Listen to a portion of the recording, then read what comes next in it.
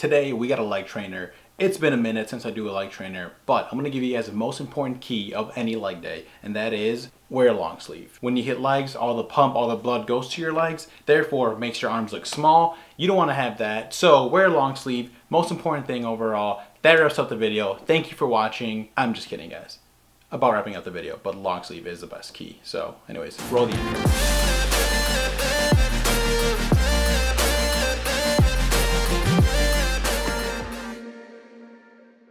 What is going on, you guys? Welcome back to another Training Tip Tuesday. Today, surprisingly, we have a lower body trainer. I can't remember the last time I've done one of these, but bringing one back, I figure since I've done so many upper body ones the past couple of videos, it's time to do some legs. So today is going to be hamstring focused, just because I feel that lately I myself have been doing more quad focused leg workouts. So bringing it back to hamstring focus today, I'm going to run my workout routine that I did this morning, as well as talk about one special variation, or technically two, but one variation that I did for hamstring that really allowed me to hit the entire hamstring overall. Today I started off my leg workout with some front squats. Now front squats isn't just for hamstring, it's also for quads, but when I was doing my front squats, after I got in my position, after I locked and loaded my elbows, that's what I call when I get one elbow into place and just situate the other. Once I re-racked the bar, took a deep breath, I went down a little slower than I normally do, and then I tried to pause at the hole for about a second.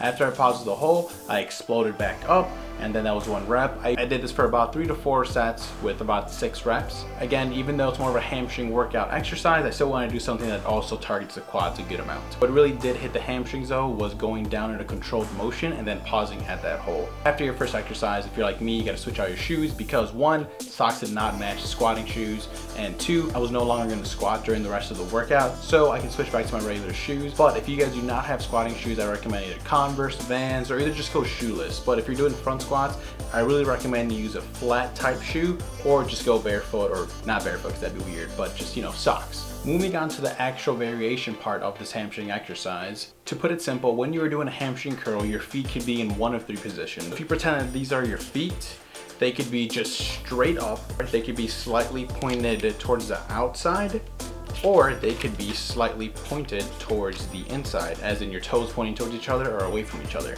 So after I did my front squats, I moved on to some Romanian deadlifts. Now for these, you don't really think about your foot position just because normally it's just straight, and it is what I did. I just kept my feet straight, did some classic Romanian deadlifts, about 8 reps on these.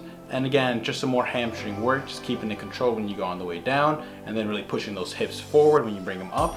And then after that, pretty simple, nothing crazy here, but moving on to the second exercise, which was lying hamstring curls. Now for these, it's when I moved my feet, when I pointed my toes more towards each other. It feels kind of weird. It's not a huge difference of how the hamstring is targeted. It's a very slight difference, but again, it's always little things that matter. So for these, it does kind of feel weird at first, but point your toes towards each other and then just bring it up. You're gonna feel that outside of the hamstring kind of work a little bit harder, but that's okay. That's what we want because we're gonna switch it up with the following exercise. So for this, if you have a lying hamstring machine, lie down, point your toes towards each other, and that's when you want to bring it up. I did about 4 sets of 8 reps on these.